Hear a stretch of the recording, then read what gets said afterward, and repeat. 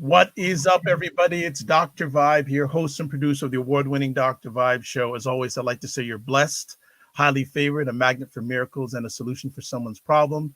2018 award winner given out by the Canadian Ethnic Media Association in the innovation category. And also, I host monthly live broadcasts for fathers in Canada, well, actually around the world, that are sponsored by Dad Central, Canada's national fatherhood organization, and Dove Men Care. You know what? We always like to have new friends on the Dr. Vibe show, but this is one of the I knew you when friends, right? I knew you when friends. And just a little bit of background, because we're just going to chop it up. She said, don't give the big formal introduction, so I'll make it short and sweet. On Saturday, May 30th, 2020, from 8 p.m. Eastern to 10 p.m. Eastern, How She Hustles marks a major milestone of its 10-year anniversary with a virtual celebration sponsored by CIBC, Hargrave Ranching, BuyBlacks.com, and She Does the City. Now, I could go much deeper, but we're going to have and share with you the driving force behind How She Hustles. You're going to tell you what it's all about, because I knew her when, and as I was saying or sharing with her before we started live, we were on a conversation about an organization we were both members of at least 20, 25 years ago. And it didn't hit me until that conversation that I've known this lady for 25 years. So welcome to the Dr. Vibe show. I don't even think you've been on before. This is really shameful. Emily Mills, the lady behind How She Hustles. How are you, Emily? I am wonderful. Thank you so much, Dr. Vibe. So this is what it takes to get on your show, eh? A decade worth of work, eh? Stop your noise. Stop your noise. Stop your noise. Not only is she the leader of a great organization, which is a team, but more importantly, she's a great mother. Most importantly, a great mother. And I know every time we chat with each other, she always talks about her kids. Whether they're behaving or misbehaving, she always talks about her kids. Love my kids. You know what? They're doing great. Got a shout out to my husband as well. They have vacated their room. This is their Smurf blue room. And they are building a fort tonight in the other room. And they promised mom she could have a little bit of more time to work. So thank you to my kids. Thank you to my husband. And you shouted out my team. I have to shout them out too. We'll talk more about it, but there are lots of women behind How She Hustles. I have been blessed to have kind of founded this community, but I certainly don't do it alone. Well, I want to spend just a little bit of time about you, where you grew up, because I'm blessed to have a worldwide audience. So some people go like, who is this beautiful looking lady with a great wife, great mother, great leader, great team leader? Where did you grow up? All that little stuff. Okay. I am Toronto born and bred, very, very proud to be from this city. Yes, in the past, people have called it the screw-face capital of the world, but I am sure people have come up to speed and realized Toronto is just blossoming with all kinds of talent. It's a world-class city. For those people who are outside of the city, yes, it's the home of Drake, but also the home of Cardi, Julie, Deborah Cox, Celine Dion, Trailer Park Boys. It's the home of all kinds of things. Grew up in the West Side, loved being in the city, grew up around a really interesting mix of people. My people, my mom is from Jamaica, my dad is from Antigua, and my husband is from Nigeria. So it has been, grew up around all kinds of people, cultures, and and then from there, just kind of evolved through life and have been very fortunate to be enriched by some incredible programs in the city that helped to kind of grow me as a person, to help me get where I am today. What things or qualities did your parents instill in you that you still carry on today? I would say number one is community. My parents really, from a very early age, took us around.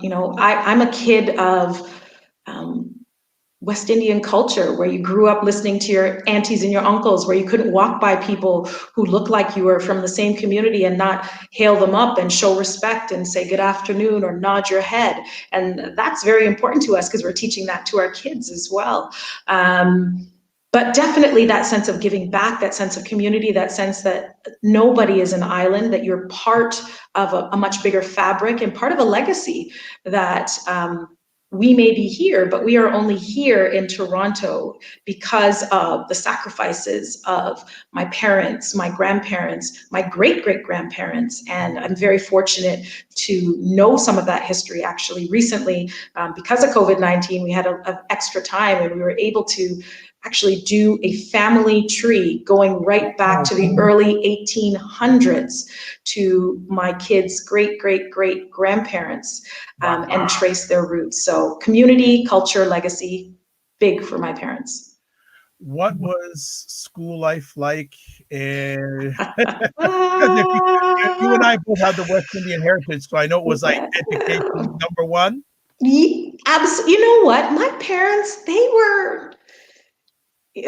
very much about school and education. We definitely come from a family that prides itself in learning. As a matter of fact, my dad was one of the early Black school board trustees in the city. Yes, he was, John Mills, in the old city of York. And my mom was a part-time Black Heritage teacher for Toronto District School Board. So make no mistake, my life wouldn't be what it was if it wasn't for my parents and all that they have done to kind of set me up, hopefully for quote unquote success. Education was a big deal, but they weren't limiting. They weren't the type of parents who said, you have to be a doctor or you have to be a lawyer. My parents were like, do whatever you want to do. Just make sure you study your book and take advantage of the opportunity. So that's when I decided that I wanted to enter the arts. That was my first career, and my first kind of big passion. I went to York University for music first before landing in media and communications. My parents were very encouraging. Well, it's interesting. We wouldn't have known, I wouldn't have known this, but you and I have another thing in common because my father was an educator at downtown Toronto school for 38 years. Okay.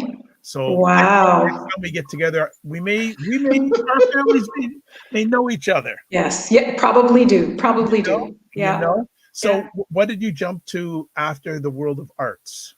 So, well, let me just say, before I jump to how I got to York University, I also have to shout out Fresh Arts. Fresh Arts was foundation. That was my very first job. So for those of you who aren't from Toronto or aren't familiar with the program, Fresh Arts was a government-funded program for Black youth in the early 1990s. So some of Canada's and some of Toronto's greatest talents, Cardinal, Socrates, Motion, To Be Young, Lillian Allen, Julie Black, all of them went through this program, which was kind of like Fame, if anybody remembers the show.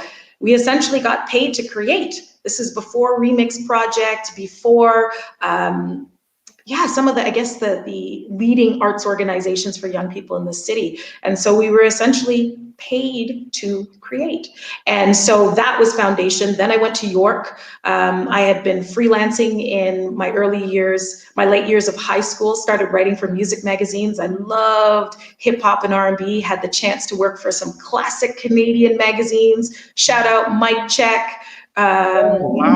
Yes, Mic Check, you got to shout out I didn't write for Urbanology, but I did also write for, let's see, Pound Magazine I did a piece for, I did a couple pieces for Now, and then the big one, definitely have to shout out, how could I possibly forget Peace Magazine by Harris Rosen. First cover story, I got to sit down with Mary J. Blige one-on-one. Anyway, ended up at York University, studied music, and then realized through that experience of being in that program that I didn't just want to play music. I wasn't going to be a star, but I wanted to write about music and interview musicians and write about the culture. And that's how I made the transition into journalism, into media and communications. After York, I went and did a post-grad degree at Ryerson in their journalism department for 2 years. And that is what got me started on this path. Man, Denton Mitchell. While you were dropping these names, I'm going, Denton. Oh my goodness. Can I tell you a quick story about Denton? Listen, we got time. I got stories. I got stories. Yeah. I interviewed Jill Scott for Mic Check magazine and had an opportunity to sit down with her one-on-one. And can you believe, this was like, boy, hardcore life lesson. When I left that interview, my entire tape got gobbled up and not one word was recorded. It was one of the most traumatizing experiences of my life, but it was a life lesson. It was a life lesson. Shorthand every interview after that, plus the tape. So after Rye High in journalism, where were you at next? Well, after journalism at Ryerson, which was tough, again, I hope you don't mind me name dropping, and this isn't to say that I'm important. This is really to honor the people who helped me get here, right? This is not about me. This is about understanding that every single step there was somebody who opened the door, who believed in me, who saw something more in me than I saw in myself. So I have to shout out Carlene Nation, who got me my first job out of journalism school. Yes. For the people who are not from Toronto, Carlene Nation is like veteran, foundation, way back when. This is probably This is when you were turning the dial on your TV. This is a Black woman who was on there with her microphone out in Canadian weather interviewing people for the Supper Hour News when there were not a lot of us on the screen. And Carlene gave me my first chance to be an assistant diversity producer at CTV. She was tough. Do you know that there were I believe it was over 600 applicants for one job, and the job was to help find stories that better reflected the city and all its diversities by gender identity, sexual orientation, by cultural identity, by all kinds of things, by ability, all of this. And my job was to help her research those stories, build a database, go out and interview people, find guests, pitch story ideas.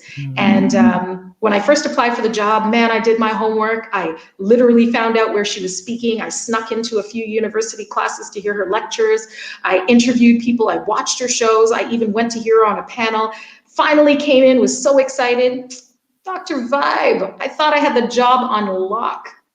I did not get the job. Oh. I'd done all this work, didn't get the job, but when things are meant for you, they will never pass you. 6 months later, with my little broken heart, I kept volunteering at this event called University. I will leave that right there. Shout out to Hamlin Grange, a huge diversity in media conference that used to exist. Carlene was there and she said, Emily, we hired someone else, but they didn't work out. So if you're still interested, interview number 2. I got the job. I stayed in that job. I did so well. They kept me on. And I want to shout out Carlene for really giving my first mainstream media job.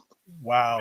And for people who are watching live or listening live or watching on the replay, lots of lessons in that story.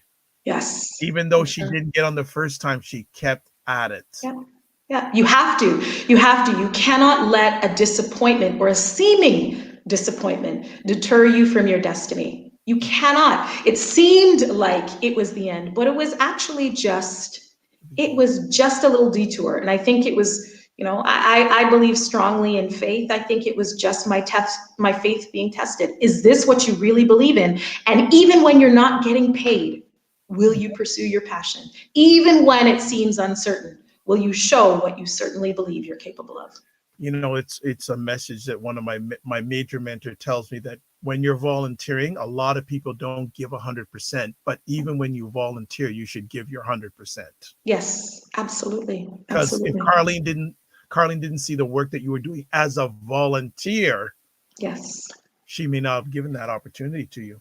That's right. And I wouldn't have had the chance to build my portfolio. So I have to shout out Hamlin and Cynthia Grange for starting University and for giving a chance to a recent university grad. I remember I was working on their communications and marketing team. Shout out to CABJ as well, Canadian Association of Black Journalists. I was volunteering with them. So all of these little things that seem little are actually not at all. They're building blocks. So when people see me now, they think, oh yeah, you just made it. No, it was because of grassroots community organizations that helped to get me here. And I know we're going to talk about each one as well. Oh yes, we're going to get there too. We're going to get there too. There's a friend of ours watching, and I just want to shout her out. One of who absolutely loves you, Nicole Waldron.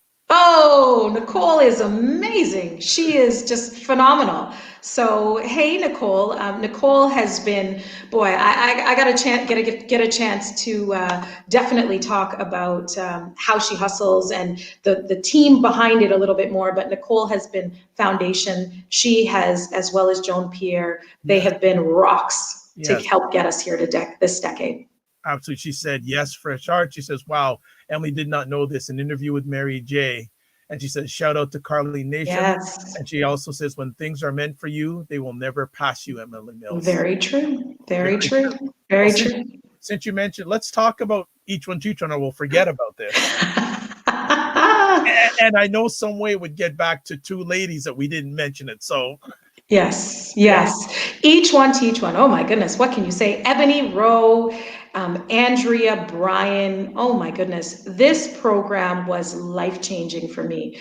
I mean, boy, Dr. Vibe, there is so much we could talk about. And I'm so happy that I get to speak with someone like you who understands what this history really means and who some of these people are. So each one teach one mentoring program for Black youth, really foundational in Toronto, helped to change the lives of so many people, including me. So, you know, when I was 14 years old, I met Ebony Rowe. Ebony Rowe, she is celebrating her 25th year of Honey Jam, Canada's longest running premier all-female talent showcase in this country, the same place where Grammy Award winner Nelly Furtado was discovered on that stage in Toronto.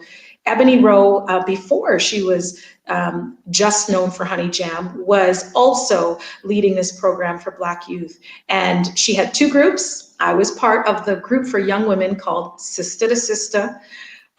We are still getting together every year. We are now grown women with our own families, our own children, our own career paths. We still get together. We're still connected. And Ebony really changed my life. Before I even knew that I wanted to be a journalist, I remember one of the most pivotal moments. Ebony, she is a bulldog and both a bulldog and one of your greatest influencers and passion infusers. And she told us she would get us to New York to go and see the Essence Music Awards at the time. Essence had their own awards program. yep. And this is long before they had all the offshoots that they have now. Anyway, I was like, yeah, sure. Ebony refused to take no for an answer. I don't know what door she knocked on, which sponsor she found. I think in the end, she just had to sacrifice so much emotionally and financially, but she got a group of young girls from Toronto, somehow or other, to New York when we were 14, 15 years old. We not only went to the Essence Awards, but I had the opportunity to go to Vibe magazine's offices. I had an opportunity to go to Bad Boy Records, where Diddy was. We went to Vibe magazine. Like, it was mind blowing to me as a 14, 15-year-old that yes, you can be it. I'm gonna let you see it so you can be it, and this isn't some pipe dream. And years and years and years later, I would return back to New York by myself on a flight, courtesy of Peace Magazine and Harris Rosen, fly and land, go up to the Penthouse. George Stroumboulopoulos was working at Much then. He left the Penthouse. Mary J. Blige opened the door and she said, come on in. And we sat down. I still have my little cassette tape. And I know that that was only possible because Ebony kept us continuing to meet people who are young, who are Black, who are accomplished, who are Canadian, and said, you can do this too. Wow. We next time after the awards, we have to trade some stories because I was involved in the industry. I remember meeting Boys to Men the first time I came to Toronto. Yeah. Doing an a cappella little thing at the top of the Senator. Oh boy. Okay. And meeting Prince. Oh wow. Okay. Okay. So we'll have to do some offline storytelling because yes. And Harris Rosen, my goodness. Yes. That have you had any contact with him at all? No, and you know what? There's one other person I absolutely must shout out. Jesse Otaki from the cybercrib.com. Yeah. Jesse put me on. So now How She Hustles has this huge, we got a bit of a digital footprint. Let me just drink a little humble juice. But we've got a presence online, and I got to shout out Jesse, because Jesse had a blog before a lot of other people did, and he was pumping out content. Jesse sent me the East Coast Music Awards. He sent me to the Junos. And so because of this website, cybercrib.com, that was just a leader in telling the stories about hip hop and R&B and urban culture in Canada, again, helped me really build my chops as a communicator, as a writer, as a storyteller. Wonderful.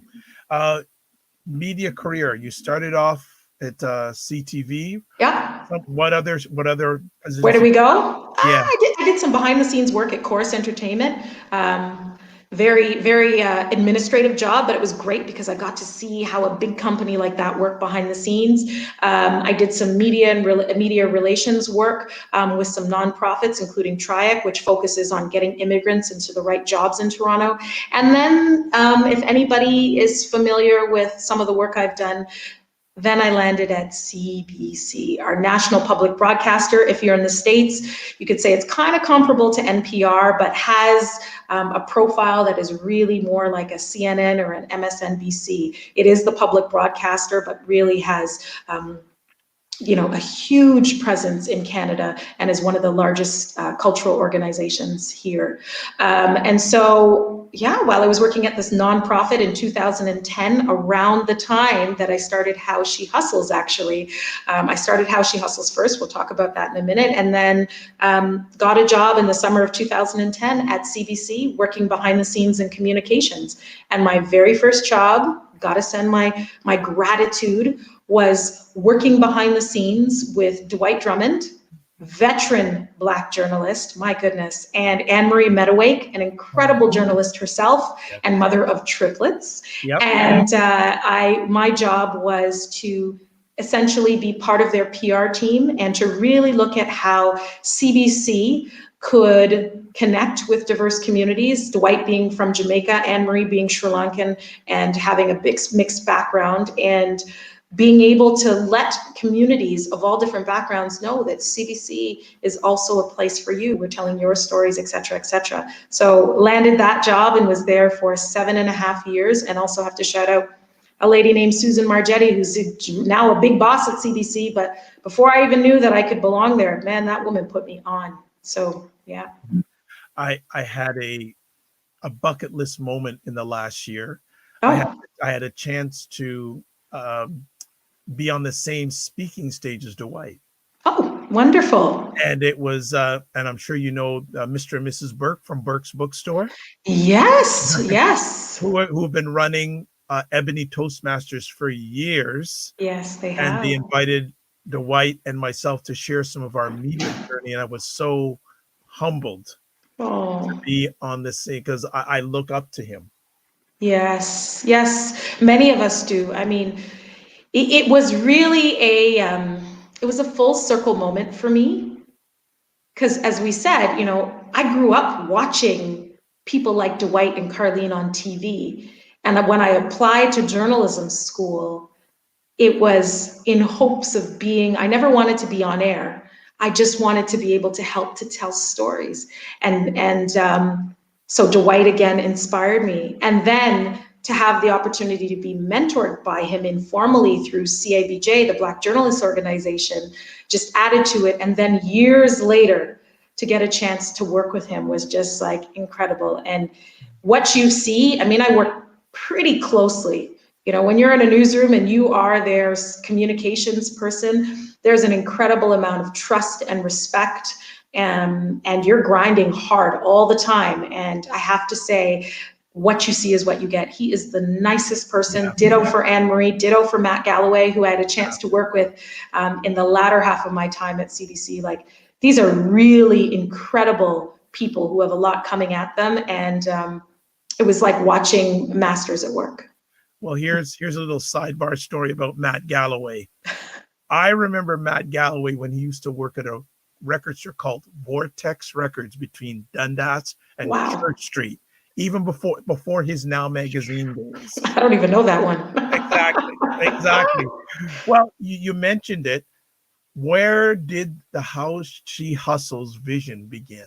How She Hustles was an accident. It was not planned. It really wasn't. So at the time, I was working at this communications and media role at this nonprofit called TRIAC. And I was going to a lot of events around leadership and diversity and inclusion. And while I was doing that, it was just hard work. And I was like, man, I want to be around other leaders that I can relate to. And at the time, I was spending a lot of time with people who were quite senior, quite corporate, and not all of them could relate to my lived experience as a young Black woman. And I was, of course, really getting active in the social space. I also had started my own blog in 2001, I believe. And so I wanted to be able to meet with other women who could relate to that. And so I essentially posted something on Facebook about hustling. One night I was working on multiple projects for TRIAC, and I was like, man, I am tired. I am hustling. My goodness. I want to meet with some other women who are hustling too. And I believe it was about 4:00 in the morning.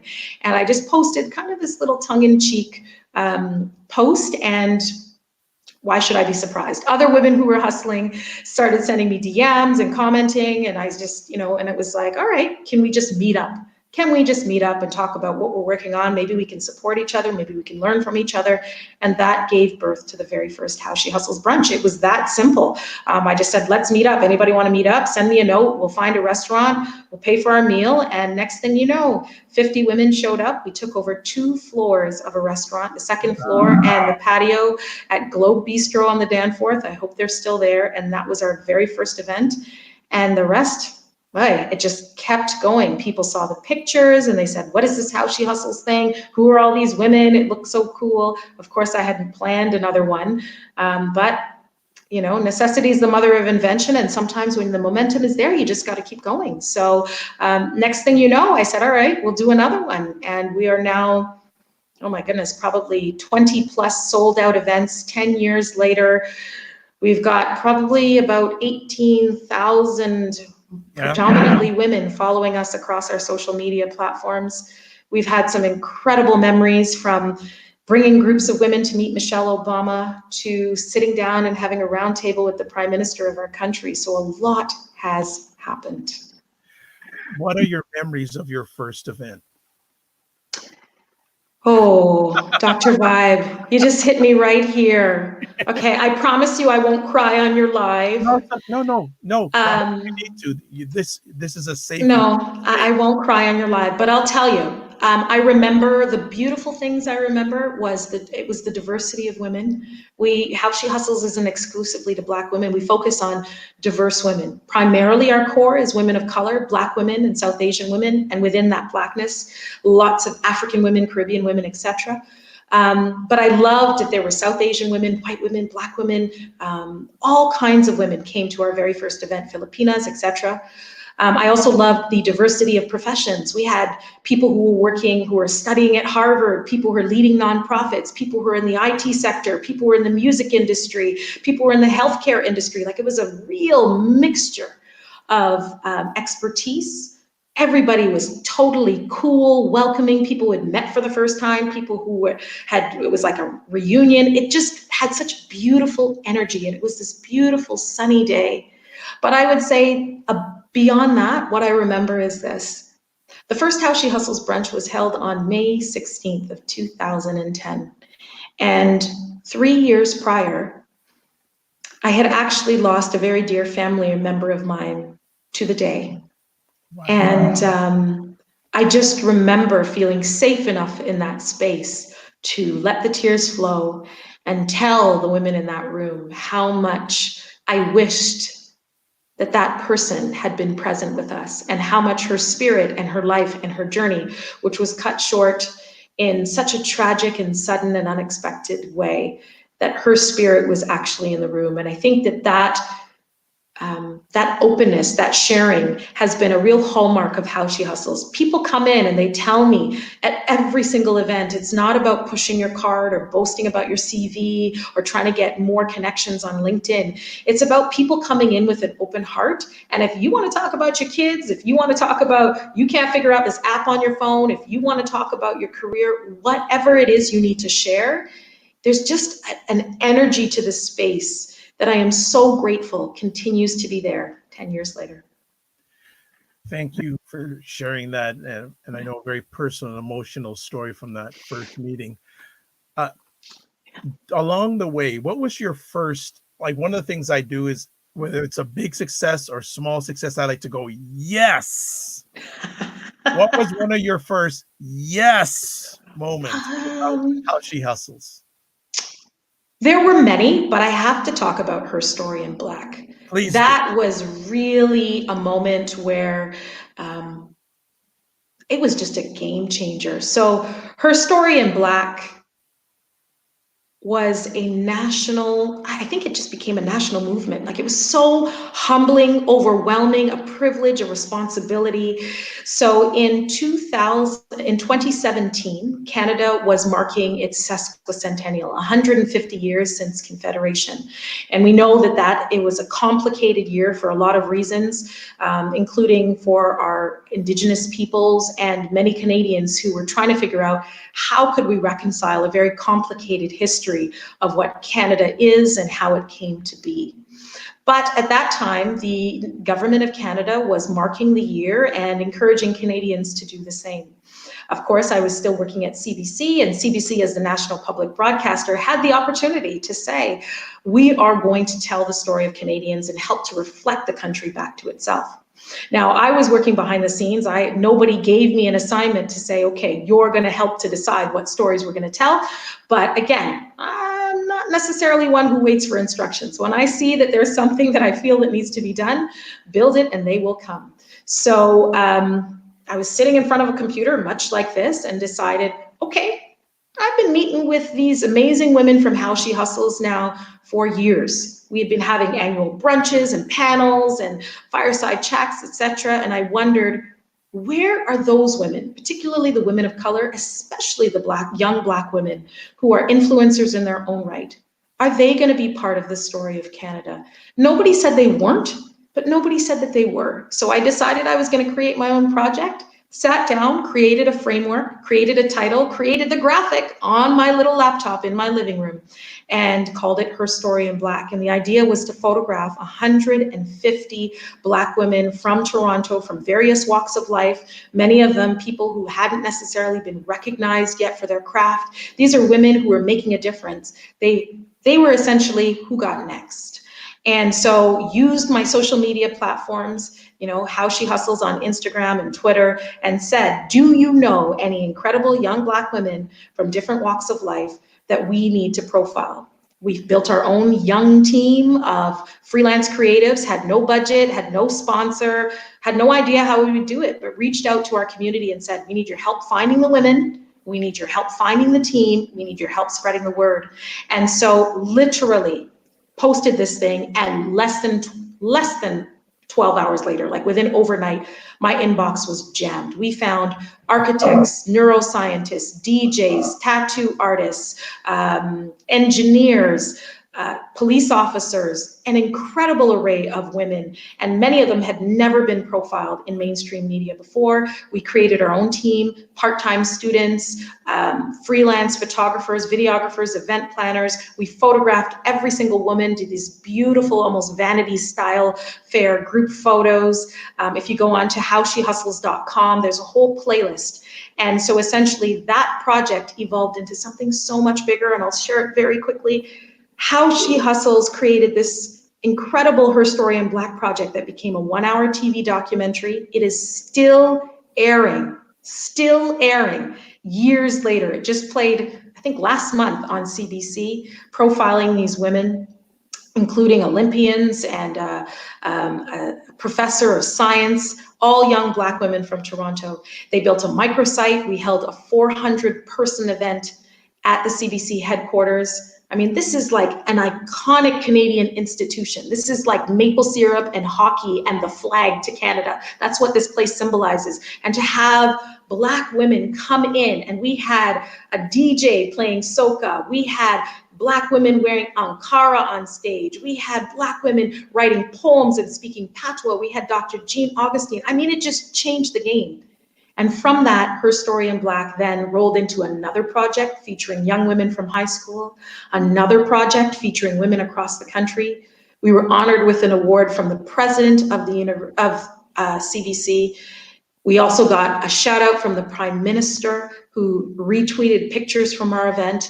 But I would say the biggest thing that made it really feel like an aha moment was it changed the way that the institution worked with Black women as freelancers and some of the Black women creatives who were working behind the scenes at CBC.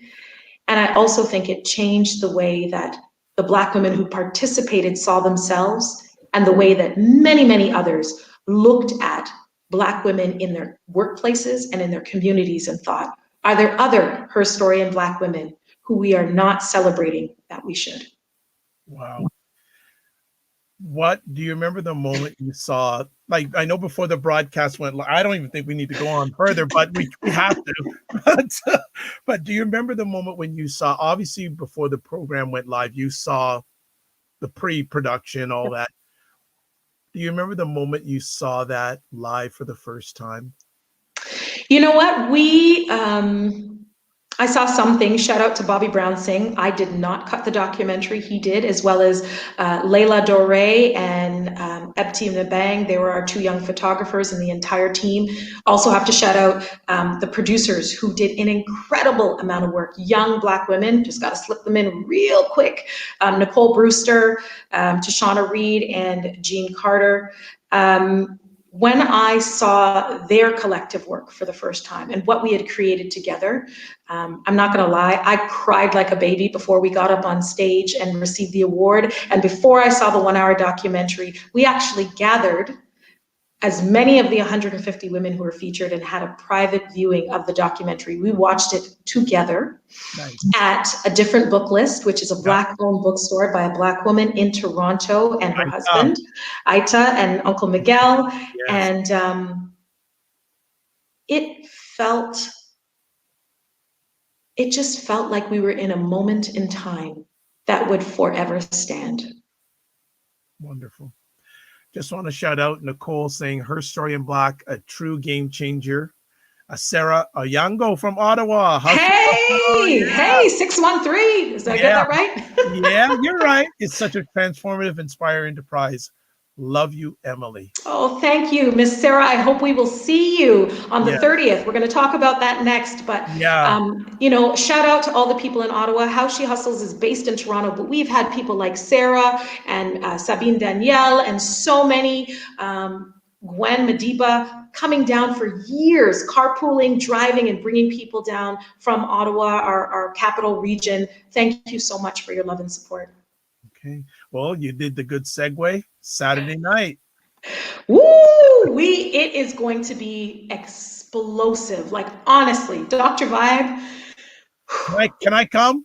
Absolutely. Okay. Sure. Okay. Sure. All right. If you want to log on, you can log on. I will say it is definitely going to be ladies' night, but we are not discriminating. We are not discriminating at all. Thank you.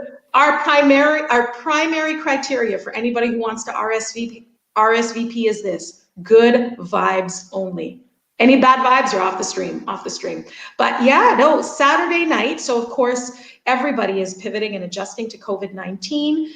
We had this incredible event planned. Thank you to CIBC, our very first corporate sponsor. So, they came on board and said, yeah, we'll support you. They started supporting us in 2018. We had never had a corporate sponsor. We've been doing How She Hustles with the support of this community, really. And they found us on Twitter, came on board. And so when it came to year 10, we had this awesome event planned. And we wanted to reunite the women from the very first brunch, as well as some other folks. It was going to be a phenomenal 100-woman dinner. And then COVID-19 hit. So when that happened, it's about a detour. It's not going to be a permanent deterrent. We're still going to do the work, just find another way to get it done. So thanks to my incredible team. Shout out to Artists Touch Productions, Terry and Leslie, Castlefield Designs, to Sophie and everybody else, Miss Joan, Miss Nicole, all of them. We decided that we were going to do a virtual event. So we are going to be gathering online for a live stream on Saturday from 8 to 10 o'clock. It has been overwhelming. We have almost 500 RSVPs for this event. Like, if you haven't RSVP'd, I'm telling you, you better get on it. So please, Sarah, tell all the people in Ottawa they need to get their RSVP in order to get the link to join us. And we are so elated to have CIBC supporting us, Hargrave Ranching, which is in a little bit in the west of Canada. They're supporting us. Thank you so much, as well as buyblacks.com and She Does the City supporting us. We got 2 hours of fun. We are pegging it as the funnest night in. We are going to have Tracy Moore. Oh my gosh, I'm so excited to have her.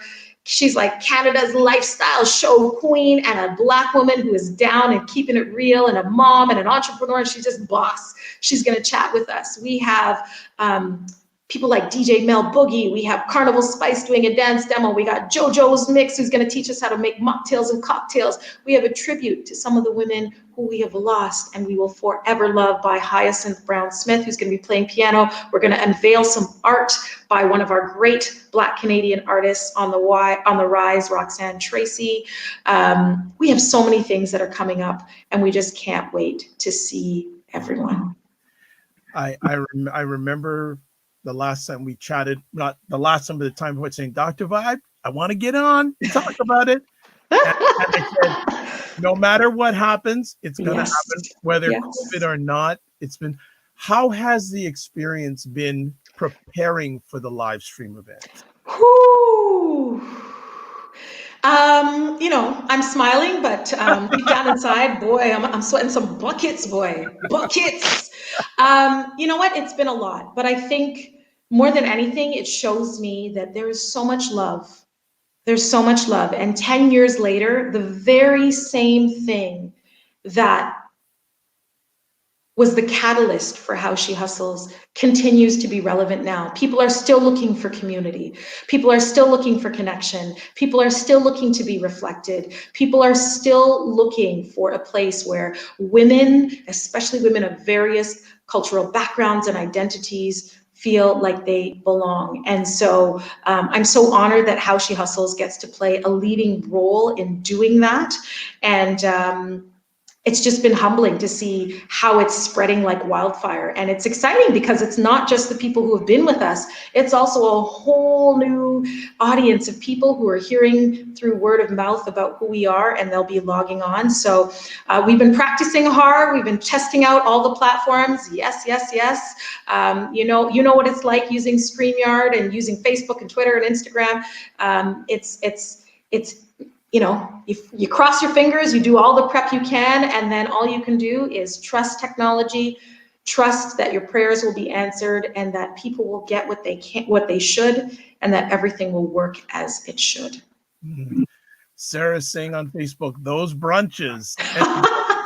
Yes, and she also says Mel Boogie. Mel Boogie's foundation. I have to say, I know we got to wrap up soon, but one of the other things that I really am honored and really hold dear to my heart with How She Hustles is everything we do is anchored in diverse women, not just who we put on the mic and who we have on the stage and who we profile and connect to media, but it's all of the content creators behind the scenes. So since the very beginning, we have exclusively worked with diverse women, primarily women of color, whether they are our AV technicians, our graphic designers, our event planners, our caterers, our videographers, our photographers, our writers. And that brings me great joy, because whenever sponsors come on board and support the work that we do, it's supporting a whole ecosystem of women. And those women are then foundations for families and businesses and communities. And so I have so much gratitude for an army of women who you cannot see right now, but believe you me, they are the foundation of How She Hustles, not me. As we wind it down, a few closing comments from you.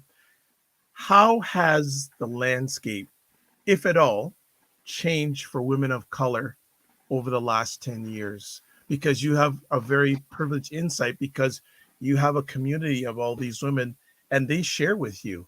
I wouldn't know, but how has the landscape changed? Has it gotten better? Has it stayed the same?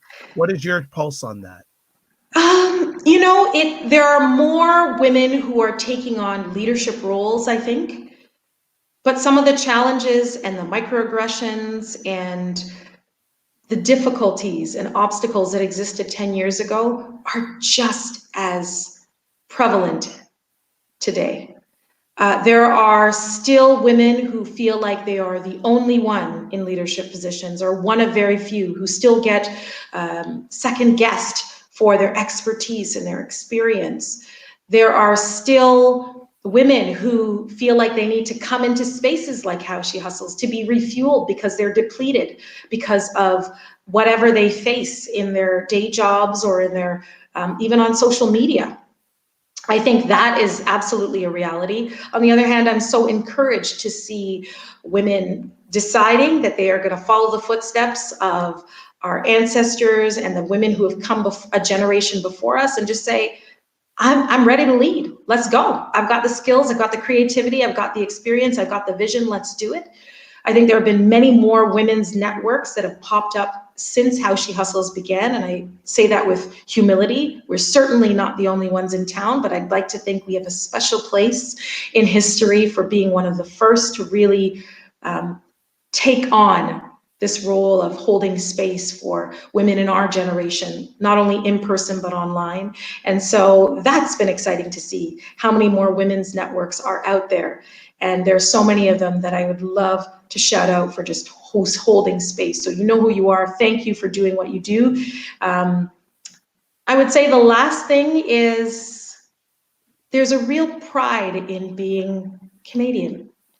I think 10 years ago, especially 10 years ago, even 7 years ago, 5 years ago, Toronto didn't have the profile that it had, and Canada didn't have the profile that it had. And I think arts and culture has played a huge role in that, as well as sports. Raptors, champions, Drake, Winnie Harlow, even like Cardinal, and there's so many reasons, Director X, there's so many things that have helped to build the profile of our city. And in that, I think there are many women, Stella McGee, for example, who are just saying, yeah, I am contributing as much to Black culture as anywhere else around the world. And I think that has helped networks like How She Hustles, as well as other similar communities representing women of color and Black women in particular, to stand up and be proudly Canadian, and continuing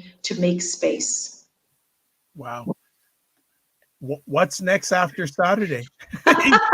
Really? What's next after Saturday? Well, okay, quick plug. Yeah. On Saturday, we will be sharing details about our next project, Yep. Startup and Slay. So, aside from events, How She Hustles is continuing to push the envelope in digital content. Because of my background in media and communications and my love for storytelling, I have been so thrilled to work with some incredible folks. So Startup and Slay, very quickly, it's going to be the second edition of our national digital project, telling the stories of diverse women entrepreneurs. So we're focusing on Indigenous women, persons with disabilities, people from the LGBTQ plus community, persons with stories of being an immigrant or refugees, and women of color. And we want to hear stories from them. We did this last year for the first time as a national digital project. We literally flew from one end of the country to the other with a small team of 4. Shout out to Kat Espiritu and Artist Touch Productions. And we literally made these vignettes, these little videos and these articles, and got a whole bunch of press about 6 young women who had their own businesses, how they started it, what challenges they were facing, how they were overcoming it, what resources they tapped into. You can watch all those stories at howshehustles.com/startup and slay. And we are going to be looking for more stories this year. So stay tuned, stay tuned, stay tuned. We will share some more details on Saturday, and people will have a chance to submit their story for consideration. It was a fantastic project, and what a way to build some buzz around your brand, especially during COVID-19. Well, I made a very game-changing trip to Yellowknife a few months ago, and there's definitely some wonderful ladies that I met in that community that I will certainly make them aware of this project, because I want to have them on because they're doing outstanding work there. Amazing. Well, we would love that. We got stories, I think, from 6 provinces, so we want to up our game this year, and it was heartwarming to see many Indigenous entrepreneurs. We also featured one in the series share their stories. We'd love to see more of that, whether you are in a remote community, regardless of the industry. We just want to hear your stories, so stay tuned. Wonderful. Well, I know you got work to do as always. We got in a lot in a short period of time. First, I'd like to say thank you so much for you being you. Oh, thank you, Dr. Vibe. You as well. You know, you have been doing such incredible work in the community, spreading the word about important news we need to know as communities, as entrepreneurs, as communicators and media practitioners, but just spreading good cheer. I love the way you open the show about being a solution and a blessing for someone else. And I know by watching your show, you are exactly doing that.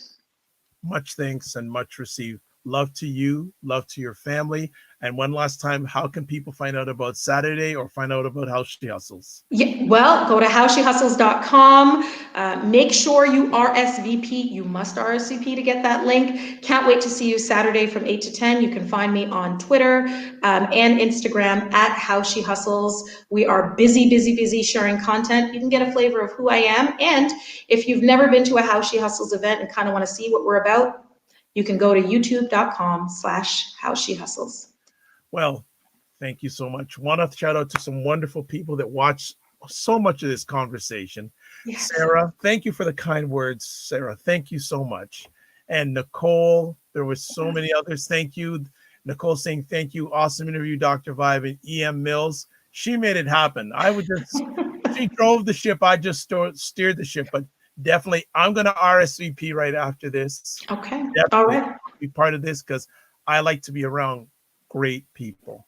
Absolutely. And a big shout out to Fenella Bruce, yes, for setting this up. Amazing publicist who's been just helping to spread the word about our little network that's hopefully making a big impact, not only now, but into the future. So thank you so much, Dr. Vibe. Also, thank you to the team working with you. Thank you. And Fenella Bruce, I want to say, known her for a while, but then I really said, her and my wife went to school together, went to public school together. Oh, wow. Okay. Way back. Oh, wow. Shout out to Kevin Messam from the... Messam! Wow. Okay, this feels like a virtual reunion. Yeah, exactly. I feel like I need to have like a virtual yearbook or something. I don't even know. We have to take that offline. It's awesome. Dr. Vibe here, host and producer of the award-winning Dr. Vibe show, the home of Epic Conversations. I'm the host of Epic Conversations. If you want to find out more about me, the best place to go to is my website, thedrvibeshow.com. Also know that I won the 2018 Innovation Award given out by the...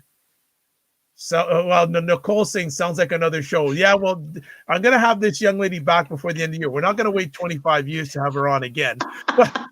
Right? And also I also host monthly conversations for fathers, sponsored by Dad Central, Canada's national fatherhood organization, and Dove Men Cares. I always like to end off my conversations with this: live your life as a dream. If you can dream it, you can make it. Sometimes you have to get small to get stronger. Block assumptions and then aim bigger, aim better, aim higher, aim wider.